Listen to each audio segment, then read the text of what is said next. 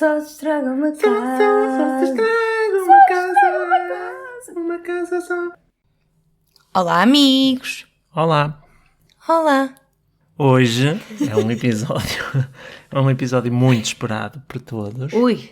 Sobretudo pela entrevistada. Oh, meu Deus. Hoje é o episódio da entrevista da Judite.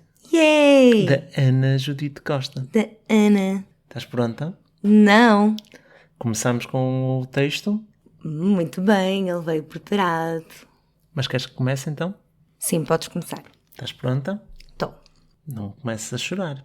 Oh, mas isto vai ser o alta definição Não. ou só se estraga uma casa? Não, só se estraga uma casa. Ok. Desde cedo o seu passatempo era sonhar. Aos 29 anos, terá vivido tanto entre nós como nos sonhos e nas viagens pela sua imaginação? Aos 16 saiu de casa, atrás de um sonho, e quantos sonhos terá vivido só nesse percurso? Dizem que o caminho é mais importante do que o destino final. Quero saber o que pensa sobre isso. A vida trouxe-a até mim. Obrigado, vida. Quero saber desde quando festeja as pequenas vitórias como se fossem finais da Champions. Quero saber tudo. Dotada de um sentido de humor certeiro e oportuno, um sentido de justiça e lealdade inamovível. Há quem lhe ache piada, há quem se sinta intimidado pela personalidade. Será ela um enigma? Eu sei a verdade, mas vou guardá-la só para mim. É a Judite Costa. Oh, Gostaste? tenho que tirar o casaco. Ficou com calor, a menina? Fiquei com calor, estou nervosa. Gostaste? Gostei muito. Estás pronta para começar a nossa entrevista? Sim, acho eu. Eu gostava de começar pelo início. Por esta Judite Costa criança. Ok. E gostava que tu contasses um bocado como era a Judite Costa criança. Nós já falámos um bocado num episódio sobre as nossas infâncias. E gostava que tu me dissesses o que é que tu sentes que ainda tens hoje. Ai, Jesus! Ai, meu Deus, que ele está tão de cascais. Estou nervoso. O que é que tu tens hoje, ainda, na tua personalidade, que achas que a Mini Ju já tinha na altura? Ok. Eu acho que eu, desde muito pequena, que não consigo perceber algumas injustiças do mundo. E mantenho-me assim. Por exemplo, eu lembro-me de ser muito pequenina e já não perceber porque é que as pessoas tinham preconceitos com os outros. Fosse o que fosse, nem vou estar aqui a puxar bandeiras nem causas, mas desde pequenina que eu não percebia isso. E é algo que ainda hoje eu não consigo perceber, porque acho que é só estúpido. Pronto, okay. Sinceramente. Porque acho que vem de um lugar de ignorância, isso tudo. E é engraçado porque eu, pensando em mim pequenina, já tinha essa ideia na cabeça. E agora, como adulta, penso, mas porquê que raio é que eu pequenina já pensava nessas coisas? Ok. Não é? Mas tu lembras-te assim de algum momento em que tu, como criança, sentiste isso? Sim, eu lembro-me na escola então puxando bandeiras, eu lembro-me na escola quando alguém gozava com alguém que não caucasiano e pálido como eu já não percebia bem what's the point. E lembro-me também, mas aí já não era bem criança, já era mais adolescente, quando comecei a perceber que também havia esse tipo de preconceito por pessoas que amavam alguém do mesmo sexo. E eu também na minha cabeça não me fazia sentido, porque era tipo, o que é que tu tens a ver com isso? Estás a ver? Mas acho curioso eu ter isso desde muito pequenina, antes até de eu perceber a dimensão disso. E se estava à espera de encontrar uma resposta com a idade adulta, não encontrei. Okay. Continuo a achar só parvo e que vem de um lugar de ignorância. Fora isso, o falar sozinha e eu estar sempre a fazer histórias e a escrever livros na minha cabeça e a nunca concretizá-los na prática. Mas sim, isso também vem da Mini Ju ainda. E que traços mudaram, comparando com a Mini Ju? O que é que eu já não tenho de Mini Ju? Quer coisas que tu achas que a Mini Ju tinha e que entretanto foste perdendo com a idade? Ou coisas que a Mini Ju não tinha e que sentes que no fundo a idade te trouxe? Eu acho que eu era muito ingênua. Eu acho que isso foi o que eu mudei mais. É muito engraçado tu pensar. Tu ainda achas que eu sou ingênua? Sim, porque a cada passo nós estamos a falar. Aconteceu não sei o que é e eu digo, Se calhar isto tem uma coisa por trás. Tu ficas, achas, nunca pensei assim. Ok, pronto, então se calhar ingênuo não é o termo, porque eu percebo o que é que estás a dizer, mas eu acho que eu agora sou mais perspicaz. Ok. Porque hoje em dia acontece muito tu próprio dizeres que eu consigo ler coisas. Sim. E que o meu gut feeling não costuma falhar muito. Ok. Percebes? Era mais nesse sentido que eu estava a falar. E depois infelizmente eu acho que ganhei o que toda a gente ganha com a vida adulta, que é uma noção mais triste da realidade. Eu acreditava mesmo que qualquer sonho tu alcançavas e não sei o quê. E agora, I'm sorry, tipo, já não consigo pensar assim. Estás a ver? Continuo a achar que tu podes ter metas e objetivos, mas que tem que ser uma coisa mais palpável e mais terrena. Que não pode ser só, se eu agora aos 29 quiser ir à lua, vou, basta sonhar. Não. Estás a ver? Não é assim. Eu quando era pequenina achava mesmo que a esta altura ia estar com um Oscar na mão e sei lá, casada com o Kaique Brito ou com o Jesse McCartney e... Isso correu-te melhor. E cenas, isso correu muito melhor, estás a ver? Mas na altura eu achava que estava tudo muito definido. Ok. E eu gostava de te perguntar como é que, nós já falámos várias vezes sobre isto entre nós, mas como é que uma adolescente no 10º ano decide que quer ir estudar teatro? E como é que isso acontece? Ok. Porque eu pergunto mesmo porque acho fascinante, percebes? Porque para mim, como falámos a semana passada, eu fui para a informática porque era um passo muito claro e muito óbvio. Sim. Mas para mim também. Mas só era claro e óbvio porque havia naquela escola. Eu não consigo imaginar um cenário em que eu teria que mudar de escola para ir atrás de nada, percebes? Porque eu segue em frente, vou atrás dos outros. Sim. É assim, é curioso porque é duas fases. Uma vem de uma vontade e outra veio de circunstância também. Eu, lá está, como tu disseste no texto inicial, muito bem bonito e escrito, eu sempre gostei muito de contar histórias. O Domingos neste momento acabou de se queimar com o chá, foi muito engraçado. Mas em silêncio, para não estragar a gravação. Foi tão engraçado, estavas aí tipo a gritar, mas sem fazer o mínimo som.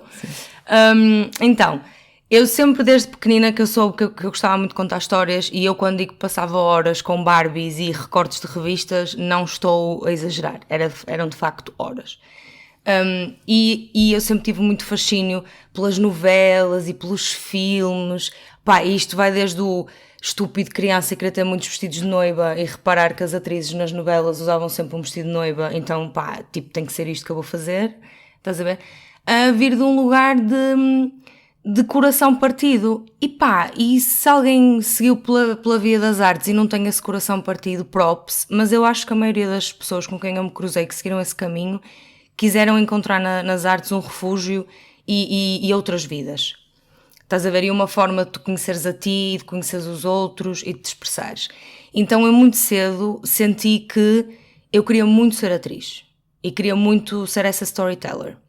Agora, claro que eu estou a dizer isto e lá está, eu descobri isto, eu tinha o quê? 13, 14 anos, 15, a morar em Vizela, não tinha onde fazer. Tu depois ainda entraste no grupo da fundação, no grupo de teatro, mas eu tenho ideia de não haver isso, pelo menos de passar. Eu lembro-me das minhas irmãs andarem muitos anos antes, mas eu não me lembro disso me chegar a mim. O que eu fui fazendo era as típicas pecinhas de teatro nas aulas de educação moral e religiosa, ia adorar, e lembro-me uma altura no ciclo de irmos fazer uma peça qualquer que eu era o narrador e que até apresentámos lá no museu em Guimarães, aquele ao pé da Oliveira. Sim, o Alberto, qualquer coisa. Alberto Sampaio. Então aquilo deixou-me assim um bichinho, mas eu não tinha por onde ir. Mas eu sempre fui muito vocal quanto às minhas vontades e sempre tive amigos muito bons durante a minha vida. E o que é que aconteceu? No 9º ano, exatamente, no 9º ano, o que é que acontece? O pessoal acha mesmo que aos 15 anos o pessoal já sabe para onde é que quer ir, mas ainda dá aquela cena da psicóloga falar e fazer os testes e não sei o quê. E na altura a psicóloga foi à nossa turma fazer os testes e não sei o quê, e a mim dava-me ou ciências ou artes, tipo assim. E por acaso isso foi interessante da parte da psicóloga, ela na escola secundária quis fazer uma semana de apresentação de profissões. e ela levou uns papelinhos para as aulas, para o pessoal votar que profissionais é que queria ouvir. E eu convenci a minha turma a pôr atores, ou algo assim do género. E foi assim que a ACE foi à secundária, portanto, a escola é que foi ter comigo a Vizela, estás a ver? E eu lembro-me de estar sentada no auditório e já não me lembro quem é que foi o representante da escola. Deixa-me só, então já nessa altura a Ju também tinha este modo bulldozer, que quando é para ser vai tudo à frente e convence toda a gente da turma a votar para arranjar Olha, eu se calhar até gostava de ter isso da Ju adolescente, que acho que já não tenho tanto. E então foi assim. E sim, nessa altura eu fui mesmo com as forças todas. Então foi lá alguém da escola falar e eu disse, esquece, é isto que eu quero. E essa escola era a escola secundária, 10º, 11º, 12º. E eu pedi, os meus pais disseram-me, não, és maluca, não vais para o Porto, estou ao teatro, não sei o quê. Então eu no ano a seguir entrei numa missão de, vou sim senhora. Então espera aí, se o caminho é, porque depois lá está, eu era boa aluna e toda a gente achava um desperdício.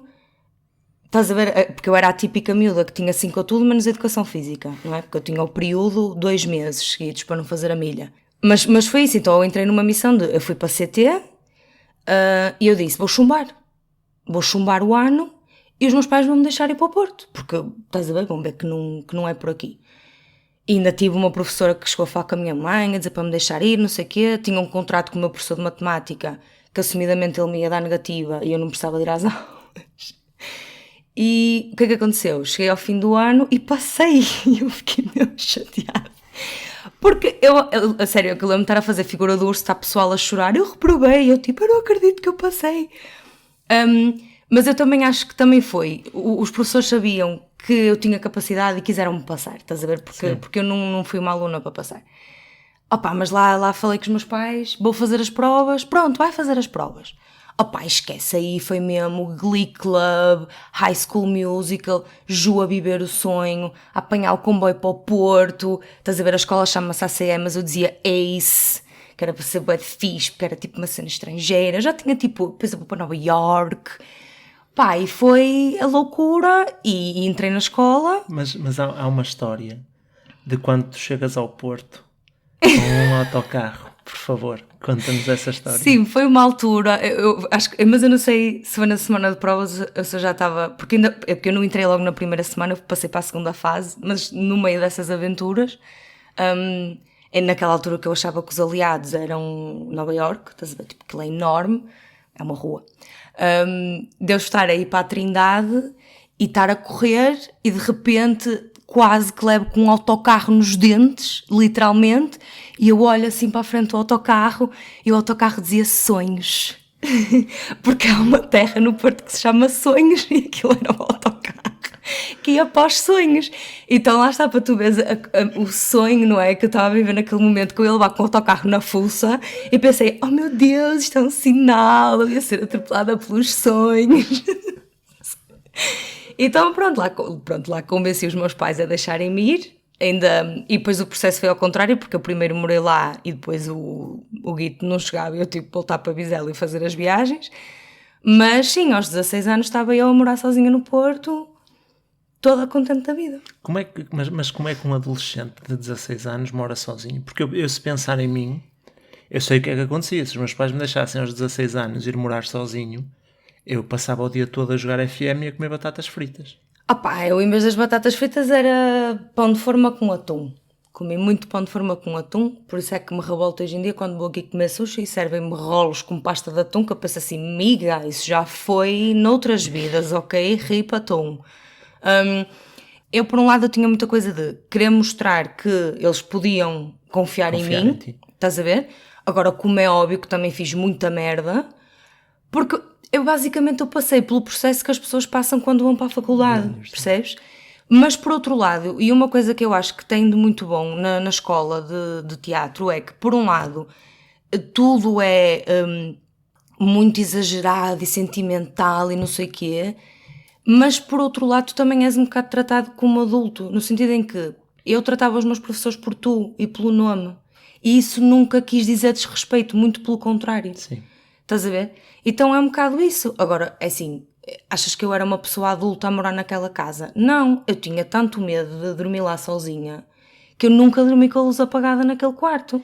Estás a ver? Aquele quarto era o quifo, aquilo era um T0 ridículo, com cortinas em vez de, tipo, cortina de banho em vez de porta de casa de banho, e o senhor insistia que aquilo era um T1, não sei em que terra, com uma janela minúscula, tipo do tamanho de uma folha A4, que eu nem conseguia abri-la toda. Às vezes eu não tinha rede no quarto, e eu tinha muito medo de dormir lá sozinha.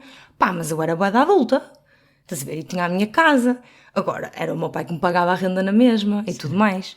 Mas sim, foi uma aventura muito grande e eu acho que me fez crescer muito. Portanto, nesse aspecto acho que foi muito importante. Quando o pessoal que eu conheço depois começou a passar por estas coisas na faculdade e às vezes até ser mais pateta, eu não conseguia entender. Mas claro, fiz muita porcaria, comi muita x-palhada cozida no micro-ondas com um galão a acompanhar porque era o que havia. Estás a ver? Mas foi espetacular. E eu acho que é por isso que eu tenho um carinho muito especial pelo Porto também. Porque sozinha, no fundo, foi a minha primeira casa. Sim. Isso por acaso era uma pergunta que eu tinha mais para a frente, mas posso-te a fazer já. Que é, o que é o Porto na tua vida? O Porto é a minha descoberta. Estás a ver? Se bem que tu também tens fases diferentes no Porto. Completamente. Para mim há o Porto... Para mim há 3 Portos. O primeiro Porto, não é? Quando eu fui para a CE. Depois há... Olá, Lober. Há o Porto quando eu fui para a CE. Depois há o Porto quando eu voltei de Lisboa, que já não foi um Porto muito feliz. E depois há o Porto que eu morei contigo, que já foi um Porto feliz outra vez. É uma cidade que tem muitos sentimentos e muitas cargas para mim. É um sítio onde eu me sinto em casa. E eu acho que até é por isso que eu tenho um bocado de relutância. Também não tenho tempo, mas nem que tivesse. Lembras-te quando tu me querias pedir em casamento e tu estavas bem a insistir para nós irmos ao Porto? Sim. Eu estava tipo, mas o Porto é tipo um ex-namorado, não temos que estar sempre a ir ao Porto.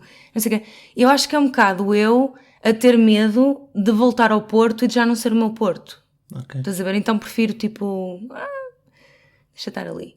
Estás a ver? Mas sim, foi a cidade onde, tipo, lá está, pequenas conquistas. Estás a ver? Tipo, sim. Tirar o meu primeiro cartão andante. Uau!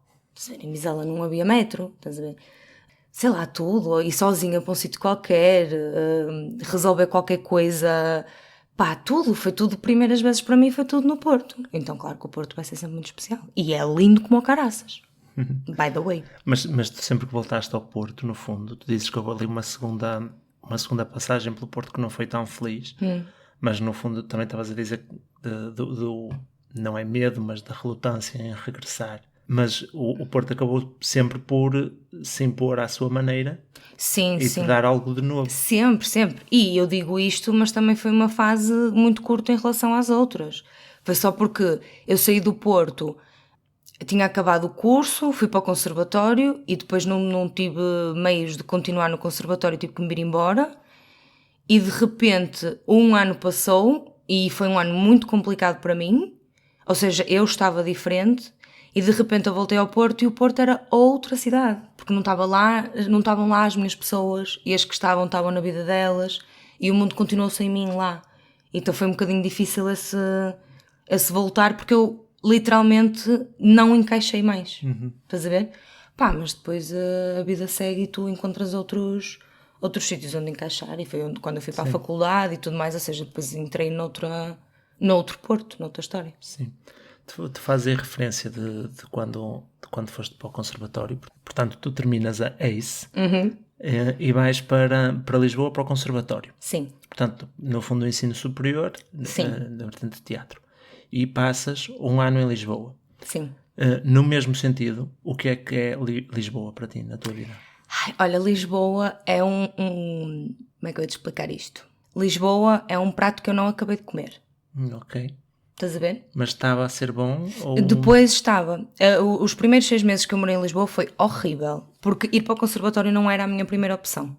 Eu, na altura, queria ir para Londres, cheguei-me a inscrever numa escola em Londres, e foi a ensaiar um monólogo em inglês no meu quintal que eu tive o meu primeiro ataque de pânico da vida, e eu não estava a perceber o que é que estava a passar, porque eu não sabia bem o que é que eu devia fazer, para onde é que eu devia ir. Mas isso aconteceu ainda antes de... No verão, antes de ir para o conservatório. Eu tinha ou ir para a escola em Londres ou o conservatório. E depois nem deu para ir fazer os testes na Escola de Londres, porque foi quando rebentou aquele vulcão na Islândia. E não houve voos, pronto, não houve prova para a Judite. E depois fui então fazer as provas no conservatório e fiquei. Mas eu estava muito confusa se eu queria ou não, e aquilo foi muito difícil, porque eu emocionalmente não estava bem.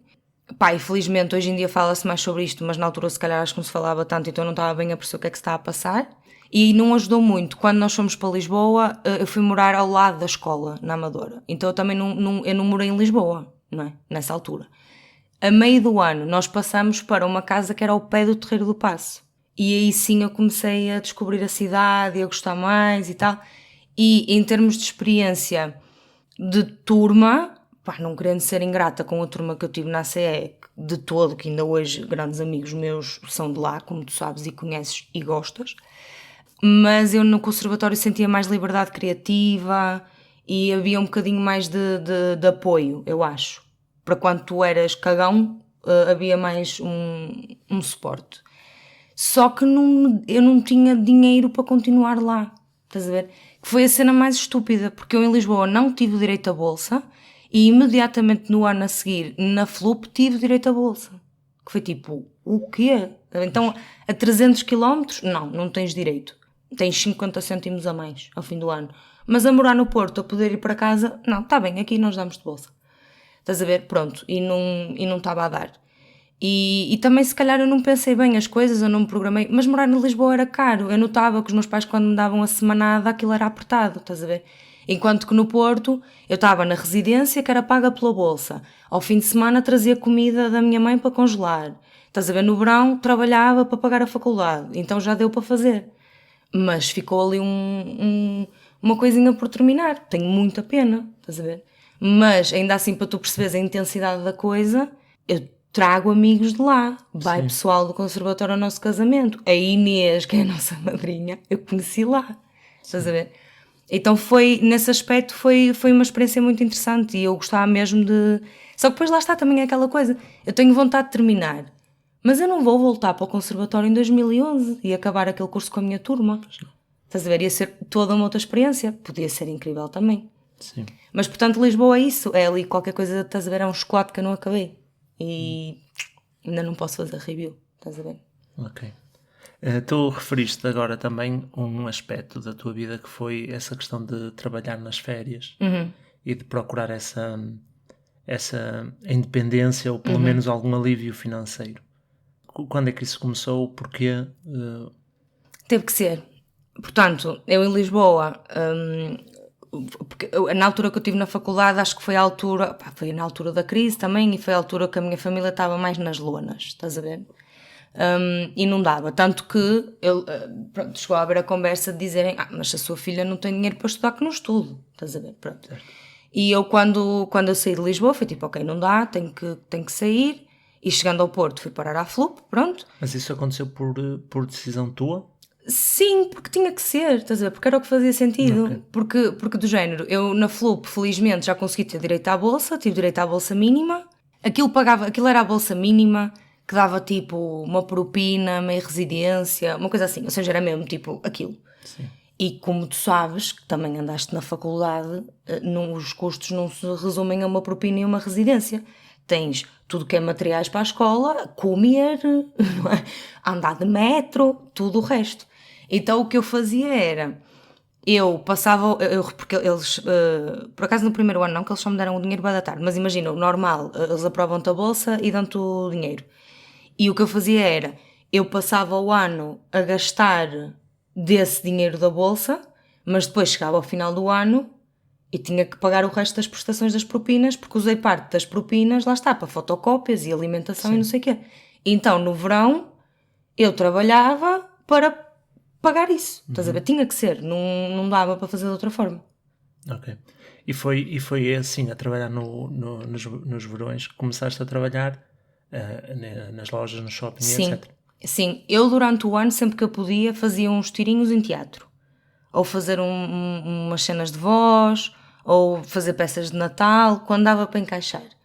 No verão e no Natal, não é? Ou seja, quando eu tinha ali um chunk de férias grandes, trabalhava em loja de Sim. roupa.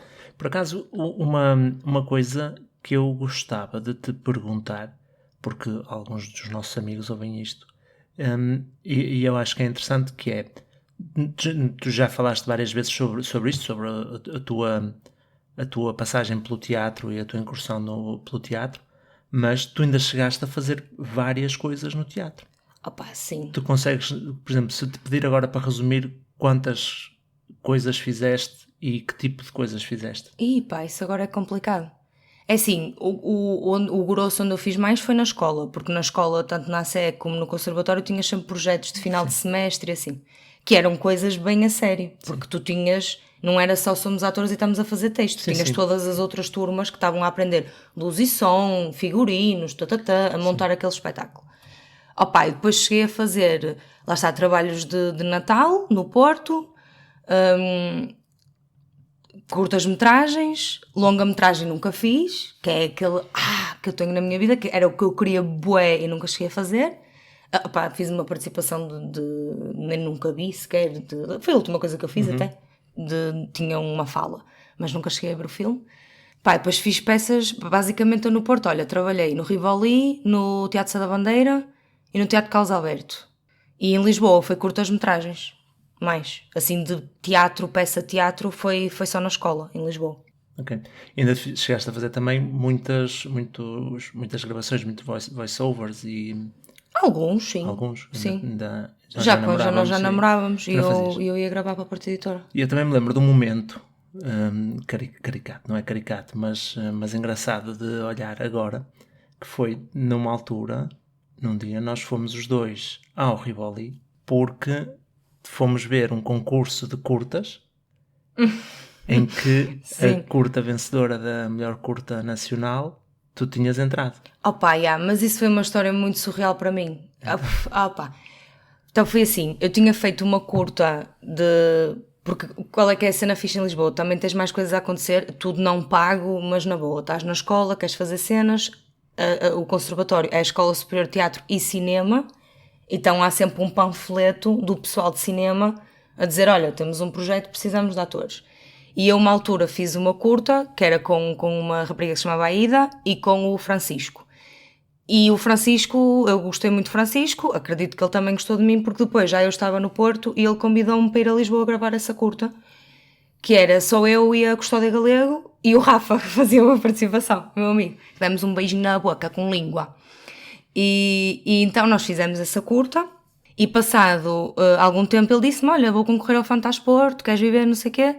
E a curta ganhou o melhor filme do ano no Fantasporto. Só que o que é tricky aqui?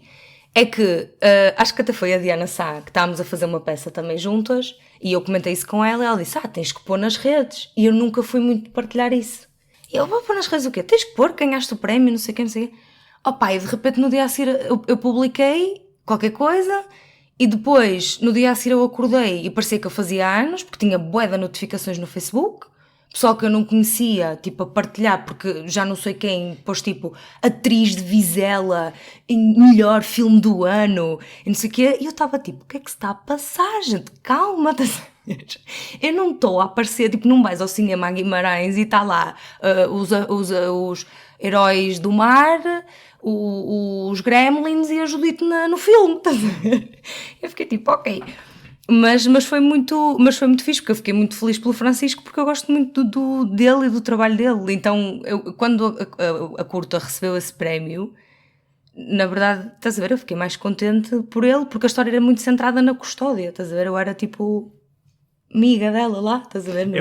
Eu confesso que acho que tu fazes um bocado de downplay da tua parte. Pá, porque, ok, percebe-se que a personagem principal é a Custódia. Sim, ela é tão fixe. Olha, sim, gente, sempre que virem a Custódia, batam-lhe palmas, porque ela é tão boa pessoa e tão boa atriz que dói. Ela ouve o podcast. Sim, a Custódia, eu gosto de ti. Não, é sério, ela é mesmo fofa. Ela é mesmo boa pessoa. Mas tu fazes downplay, porque tu, por um lado, dizes, na curta entraram a Custódia, eu e o Rafa. Depois dizes, mas a curta era a Custódia. Sim, mas então estás a pôr ao mesmo nível do Rafa, sendo que o Rafa tem tipo 5 segundos. Mas não há níveis, não é por aí que eu quero níveis, entrar. eu estou a falar no cinema, eu, enquanto leigo, sento-me a ver. E eu percebo quem é a personagem principal, quem é a personagem secundária, por preponderância na história e por tempo de ecrã.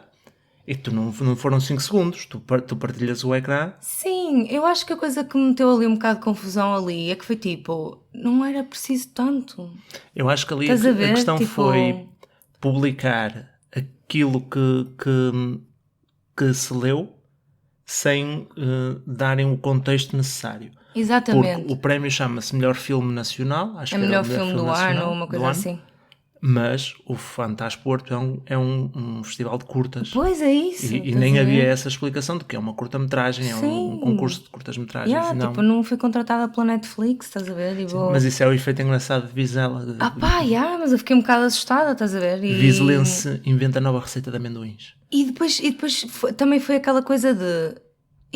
Estás a ver? Porque isso já foi um bocado já no fim, para mim, estás a ver? Então Sim. foi tipo, agora, estás a ver? Agora, estás a ver? Já fiz coisas maiores e ninguém soube, estás a ver? Vamos continuar. Sim. E a minha pergunta seguinte, neste encadeamento de cidades, é: e o que é Zurique para ti? Olha, Zurique é uma incógnita para mim ainda, sinceramente. Porque é uma experiência que está a ser bué estranha ainda. Eu de repente senti que tu ias descrever Zurique como sendo uma sanduíche desde cá. Com que até pickle. pode ser muito boa, mas tem sempre um pickle. É um bocado isso, olha, é mesmo isso. Tipo, é complicado porque eu não quero ser má, estás a ver? Tipo, Deixa-me refazer a pergunta, porque tu és entrevistada e nós não queremos propriamente falar de Zurique, queremos falar de Judite. Em que é que tu és uma pessoa diferente da pessoa que chegou cá há 3 anos atrás? o que é que eu sou diferente? Olha, sou uma pessoa que valoriza mais, não é o nosso país, é o tempo de qualidade que eu tenho com as pessoas, porque agora é muito pouco, e acho que sou uma pessoa muito mais desenrascada, porque, não é? Tu chegas aqui és um bocado atirado aos lobos, e nesse aspecto é engraçado, porque isto prova que cada pessoa vai ter a sua experiência no estrangeiro, pessoas vão gostar, pessoas vão odiar, normal, mas torna-te um bocadinho mais cidadão do mundo, no sentido em que, lá está, quantas vezes não te acontece, de certeza que te acontece, de tu ires fazer a coisa mais banal do mundo, tipo, vou comprar courgettes, e tu por meia hora esqueces-te que estás aqui. Porque como diria o Carroças, é gente e terra, não era assim que ele dizia? E mato. É povo e terra em todo É povo lado. e terra em todo lado. E isso é engraçado, porque não quero dizer que eu daqui vá querer ir para outro sítio, mas faz-me acreditar que também se eu quisesse ir, why not? E se quisesses, que outro sítio seria um lar hipotético para a Judite? Opa, eu gostava muito de experimentar morar no Canadá. Já até, acho que tocámos neste assunto antes. Só que é muito longe para mim. Neste momento, é muito longe. Eu já sinto que Zurique é longe, fará ter um oceano para atravessar. E ia ter que tomar muito Xanax para atravessar as turbulências do Oceano Atlântico. Mas gostava. Também acho graça à Austrália. Não me perguntes porquê. Deve ser por causa do Masterchef Austrália. Eles parecem todos tão Mas simpáticos. eles parecem todos super simpáticos e polite e falam inglês. E é incrível. Pá, se me dissesse assim, olha, vamos morar fora aqui na Europa um ano, se calhar arriscava Amsterdão. Mas sabendo que nunca ia ser um sítio para ficar, porque ia voltar a ter todo este entrave da língua e diferenças culturais e etc. Portanto, agora assumindo ir para outro sítio, ia sempre assumir um bilhete de volta. Ia ter que encarar como uma cena temporária, acho eu. A menos que eu depois chegasse lá e adorasse, mas isso é só bom sinal. Sim. No meu texto introdutório, o qual tu gostaste, eu faço referência a uma coisa que já nos cruzou, já te cruzou provavelmente mais vezes a ti, mas desde que eu tenho a honra de ser o teu companheiro de vida, já nos cruzou algumas vezes, que é o facto das pessoas às vezes dizerem que se sentem intimidadas por ti, ou de dizerem que acham que tu intimidas outras pessoas. Achas que és uma personalidade intimidante? Opa, eu acho que só se for por causa de eu ter 1,78 m. E se calhar estás à espera que de uma pessoa tão grande venha uma lapada de vez em quando. Não sei, mas isso acontece de pessoas dizerem que se sentem intimidadas por mim ou da maneira como eu falo. Opa, eu acho que é assim. Certamente já fui rude. É muito provável, isso sim, lamento imenso, mas tento sempre não o ser.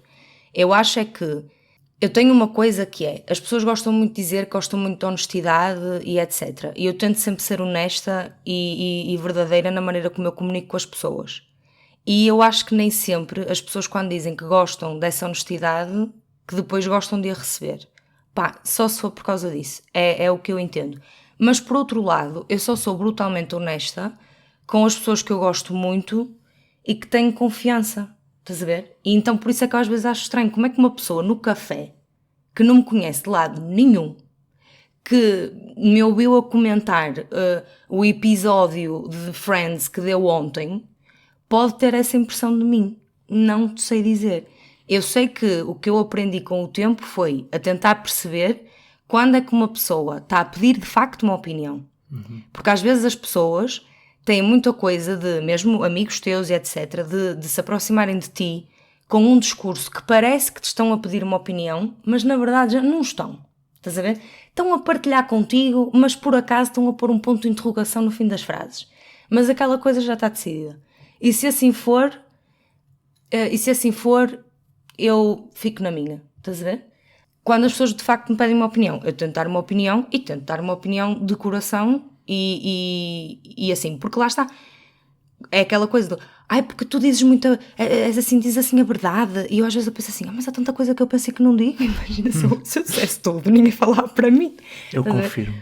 Exato, estás a ver? Portanto, não consigo bem perceber, mas acontece-me, e tu já viste isso acontecer. Sim. E eu continuo sem perceber porquê. E às vezes até me deixa triste quando eu estou de facto entregue às coisas e estou a tentar dar o meu melhor, e depois chego ao fim e pronto, I'm the bitch. I'm the bitch. Mas está-se bem. Ok. Está na boa. Olha, ainda também ligando às qualidades e características da nossa Judite. Mas tu achas que eu sou uma pessoa que intimida? Eu vou guardar a verdade só para mim. Então, ok, está bem. Eu concordo contigo, mas eu aqui estou como entrevistador, não tenho opinião.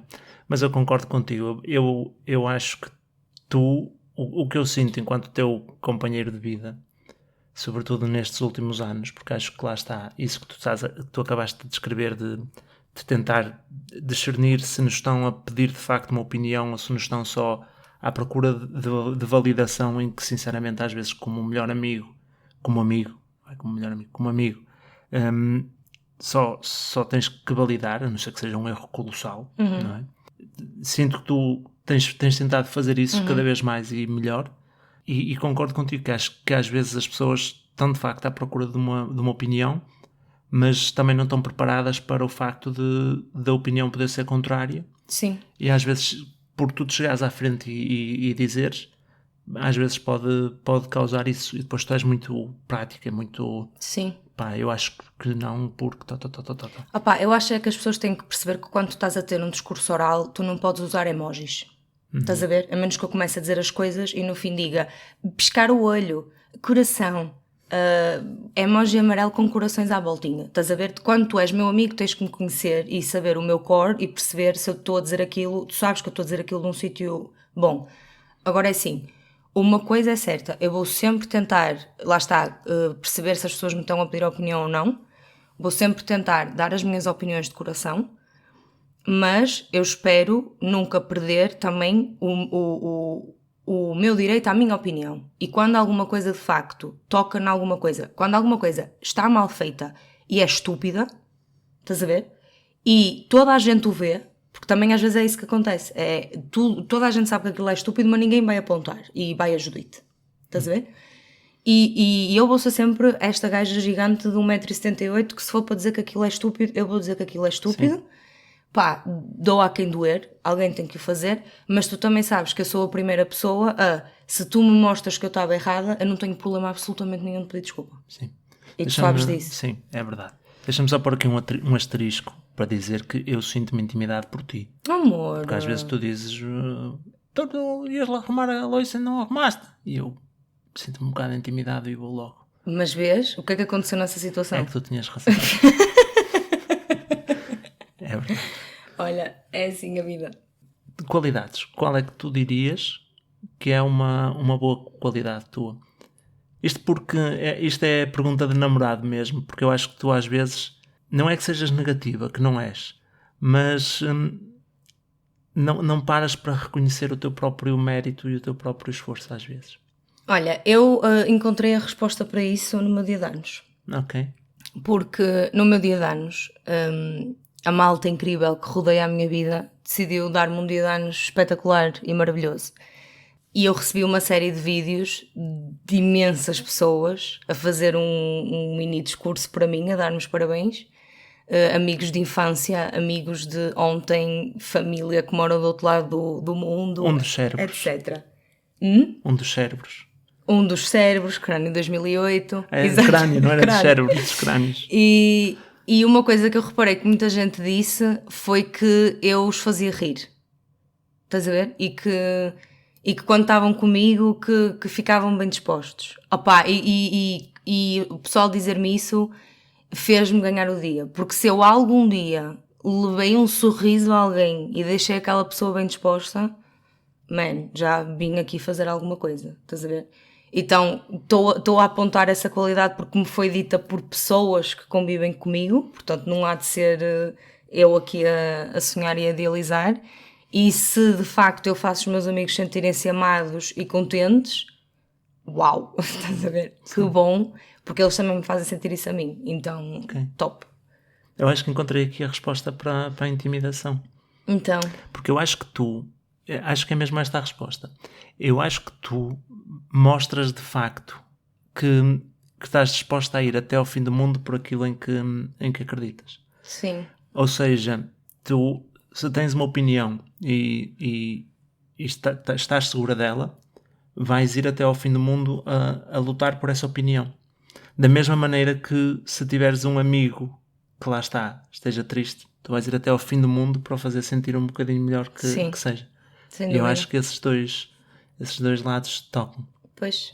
Portanto, olha, não me importa nada de ser mal interpretada de vez em quando, se por outro lado também compenso. Sim. Para terminar, e depois seguirmos para as nossas rubricas finais, Já está. já. Oh, pá. Eu tenho uma pergunta de um convidado. Estava lá assim. Isso é muito clever. Tu tiveste bem de tempo para preparar isto, mano. Foi random. Eu até pensei em juntar mais, Ok. mas é random. Ai, que engraçado. É de um dos nossos ouvintes, Ok. do Tiago Machado. Ai, Tiago, tu és tão fofo. E ele pergunta simplesmente isto. Se tu tivesses que escolher uma coisa para fazer uma vez e nunca mais fazer na vida, o que era? Cagar. Cagavas uma vez. Sim. E acabou. E nunca mais tinha que Nunca cagar. Vale? mais. Vale. Eu acho Pá, que acho que era isso. Então tu olhas para esta Não sei pergunta... se era esta a resposta que estavas à espera, Tiago, mas estou a pensar em, estás a ver, poupar tempo de vida.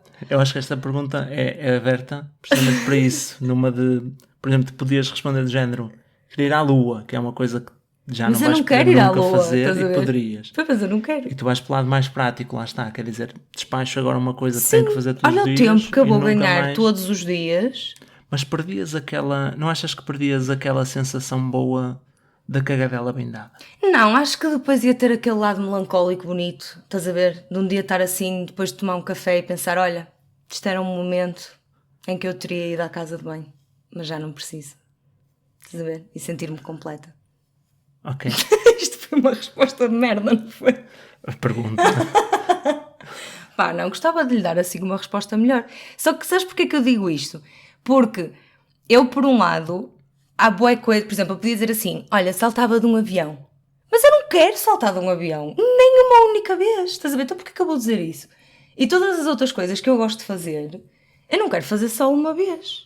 Estás a ver? Sim. Tipo, quero fazer mais. Então torna-se complicado. Porque ou não quero fazer, então não vou fazer. Ou eu quero fazer e não quero fazer só uma vez. Mas tu então não gostas de cagar o suficiente para... Ou eu adoro cagar. Mas então? era na boa. Tipo, dava o último, estava feito, missão cumprida, mas nunca mais tinha que fazer. Depois não ia andar inchada. Acho que não. Então, Estava cagado. Mas queres que eu pense assim numa coisa sem ser... Não, eu gosto desta resposta. Pronto, opá, desculpem. Terminamos assim a nossa entrevista. E acaba assim a minha entrevista. Foi Judite Costa, a nossa convidada de hoje. Ai, que horror! A nossa família ouve isto. Olha. E é uma O pessoal, amostra. quem me conhece sabe que eu sou uma pessoa muito complicada com o caganço. Estás a ver? A verdade é essa. Tipo, eu quando comecei a namorar com o Domingos, olha, agora vou entrar por aqui Pois, fora. a questão é que a tua opção é continuar. Agora depois de abrir o tapar o F durante, vou contar a história até ao fim. Eu, quando comecei a namorar com o Domingos, ok, eu tenho problemas com cagar. À frente, eu adoro cagar. Se eu estiver sozinha, é todo o momento ouvir música, ver vídeos, escrever textos. Eu fico ali. Mas quando tem pessoas nos arredores é muito complicado. E num dos primeiros dates que eu tive com o Domingos, ele levou-me a uma hamburgueria no Porto que servia um hambúrguer que era o Paulo Portas. Não era Paulo Portas, mas não. Era submarino de portas. O Portas. E aquilo era o quê? Era tipo um hambúrguer cheio de molho, de natas. Que não correu bem. Aquilo não correu bem. E eu fiquei ali com o canal aberto. E eu só me lembro de estar aí para a casa dele, tipo, ali, pálida, suores frios, a apertar. E nós a subir a Rua da Com Constituição. nalguedo rijinho. O nalguedo ali a fazer web. E E nós de vez em quando chegamos... assim assim. Não saiu nada. Ah, ok. Não saiu. Pois não. E nós chegamos à porta de casa dele e eu disse, olha Domingos, desculpa, mas tu vais ficar aqui fora e eu vou lá dentro porque eu tenho que evacuar. E assim foi. E nós passámos meses em que sempre que nós já a morar juntos, em que sempre que eu tinha que ir à casa de banho, Domingos ia lá fora a apanhar. Mas Ok. eu acho que mais E crítico, agora resolve-se com vídeos no YouTube que é para fazer som. mais crítico foi o tempo em que nós ainda não estávamos a morar juntos e a casa era minha e tu mandavas-me lá para fora na mesma e eu ia. Obviamente, sempre. Então quantas vezes lá está, estamos em casa dos nossos amigos, eu já estou ali a pedir socorro, mas a manter a pose. Tipo, está tudo bem, não estou nada arrebentada aqui por dentro. Eu não consigo, ainda hoje tive outra situação deste género, portanto, não dá para mim, estás a ver? Então, por mais que eu tenha prazer no momento, Tiago, olha o que tu me foste fazer, por mais que eu tenha amor pelo momento, abdicava perfeitamente de todos os outros momentos que eu estou a sofrer, porque não consigo ir à casa de banho se há pessoas em casa. Tu és daquelas pessoas que se tiver um grupo de pessoas em casa, Não vou. mas se tiveres mesmo de ir, Música, televisão nas alturas tudo e bem, mesmo assim... mas vais, tentas fazer rápido e passado aqueles 5 minutos começas a pensar, o pessoal já sabe que eu vim cagar. Queres que eu te diga? Diz. Não sei, porque sempre resisti e nunca tive que passar por isso. A sério? A sério. Consigo sempre esperar para as pessoas saírem de casa. Isto vai-me cair na boca, o karma vai me lixar. Admirável. Mas sim, consigo sempre dar a volta à situação. Foi Judite Costa. Uma janela para o mundo de Judite Costa. Vamos avançar para as nossas rúbricas semanais? Vamos. Momento WTF. O meu momento WTF da semana foi contar esta história. Pronto, pode ser. Feito. É válido. Eu valido. Aceite. Carinho. Isto foi grave, pá, pensava mesmo que eu ia terminar. Juro-te que eu estava a pensar assim, eu vou acabar a entrevista, vai ser bué de emocional, ia voltar a chorar e abrir a minha alma. Pá, e abri a minha alma, nunca pensei que fosse tanto. Agora pensa que a minha mãe vai ouvir isto.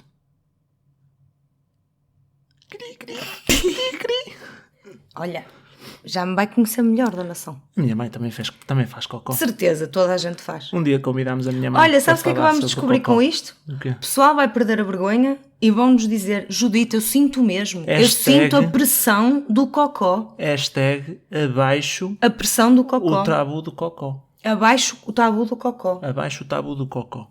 Não, mas eu tinha um momento do WTF, mas também é muito rápido. É só, isto não é um WTF da semana, isto é um WTF da vida. Que é, eu não sei porque o pessoal aqui tem o vício de pôr os pés nos bancos do comboio. E mano, não é o pé com a sapatilha, não é o pé com a meia, é o pé com o dedão. O pé com o dedão de fora. Ok? Não estão ao meu lado, porque agora há uma pandemia e o pessoal espalha-se. Estás a ver? Mas mete-me uma dor na alma ir no comboio e olhar assim para o lado e ver um pé suado, com aquele dedão torto, terra no dedão, pousado em cima do banco, que eu penso assim, eu não sei se não teve um dedão no banco onde eu estou sentada Eu até me agora. arrepiei. Mas isto acontece com muita frequência. E é normal. Se tu fores no comboio a falar ao telefone, olham para ti porque estás a falar alto. Mas se fores no comboio com o dedão esfregado no banco da frente, normal. Normal. E isto para mim é what the fuck. O meu momento WTF da semana é: amigos, apareceu-me uma sobrancelha branca. Não foi uma sobrancelha. Foi um pelo. Não acordaste com Um tipo pelo na Manila. Como é que se chama o pelo da sobrancelha? É um pelo da sobrancelha. Pelo da sobrancelha. A sobrancelha é o conjunto dos pelos. Sobrancelha. Apareceu-me um pelo branco na sobrancelha. Pronto. Eu já tinha cabelos brancos, aparecem de vez em quando. Na barba também já tenho alguns brancos. Na sobrancelha é tipo, foda-se. Já estamos mesmo, não há volta a dar e vou ser daqueles velhos mesmo... Com os farfelos. Mesmo com as sobrancelhas assim grossas, brancas. A que bate assim na lente dos óculos. E do nariz. Havia o senhor pelos do nariz em Vila do Conde. Eu tenho muitos pelos no nariz. Mas o senhor pelos do nariz era tipo californianas. Eu tenho medo que as pessoas reparem nos meus pelos do nariz. Amor, mas vão reparar. Sabes o que é que eu... Porque eu sou alto e as pessoas olham de baixo e eu houve um dia que eu tive esse clique na minha vida. A maioria dos nossos amigos vê as nossas catotas. Pois é. Isto é assustador, mas estás a ver? É as leis da física. Eles estão abaixo do nosso nariz. Caga-tacos. Mas tu não tens os pelos grandes? Este podcast está em bom caminho. Mas eu cortei recentemente. Mas eu a cada passo... Mas tens que ir cortando. Mas a cena é... Os meus pelos do nariz crescem, mas são grossos. Pois todo o teu cabelo é grosso. E eu tenho problemas no nariz e estes pelos grossos não me ajudam. Sofres do nariz? É um 31. Mas diz às pessoas como é que foi a tua reação a teres um pelo branco na sobrancelha? Não sei, perdi a cabeça, já não me lembro. Perdeu completamente a cabeça, teve uma crise existencial, obrigou-me a arrancar o pelo sem pinça. Tipo, arranca-me isto, arranca. Eu olhei para ele e ele estava tipo a puxar as sobrancelhas para fora. Tipo, eu não acredito que eu tenho um pelo branco. Eu tipo, mano, não podes tirar, mas ele volta a nascer. Foi no eu tenho elevador. Cabelos brancos há bué da tempo e sou mais nova que tu. Íamos a caminho de algum sítio e Íamos a caminho do descobrires carro, uma coisa dessas. A sair de casa, tipo, não é? Não tem jeito. E depois eu tive que arrancar-lhe o pelo com as unhas, porque eu domingos não conseguia conduzir. Com aquele pelo branco na sobrancelha. Pronto, foi chocante. Pois foi. Isto. Isso também foi um momento WTF da semana para mim. Recomendações da semana? Pois é, eu tenho uma recomendação que é, nós há dias estávamos a conversar sobre isso e eu lembrei-me dessa série de documentário e pensei, olha, isto é uma ótima coisa para recomendar aos meus amigos do Só se Estraga uma Casa. Que é, aquilo é um documentário, não é? Não, é uma série. Ainda não sei o que é que estás a falar. O 100 Humans. É uma série documental? Pronto, é uma série documental que encontram na Netflix que se chama 100 Humans. Ou, eu não sei como é que traduziram para português. 100 humanos? Provavelmente. Deve ser. Muito resumidamente, aquilo é uma série em que todos os episódios eles fazem uma série de testes. Aquilo são literalmente 100 seres humanos que estão num retiro, todos juntos, com psicólogos e tal, mas a série é levada de forma muito cómica, o que torna aquilo muito interessante, e o objetivo deles é desmistificarem mitos que nós temos sobre os seres humanos. Por exemplo, qual é que é a geração mais capaz de trabalhar em equipa? E eles dividem o pessoal que tem a década de 20, década de 30, década de 40, década de 50, década de 60 e dão-lhes uma mesa do IKEA para montar. E eles veem quem é que consegue, claro que com artimanhas, porque é um gajo que está a ler o manual do outro lado da sala ao telefone e tal, não sei o quê, e só um é que ouve as indicações e o grupo é que tem que montar, nananã. E depois eles veem quem é que acaba primeiro, quem é que não acaba. Lá está, as mulheres demoram mais tempo a sair de casa ou não, fazem um teste para isso.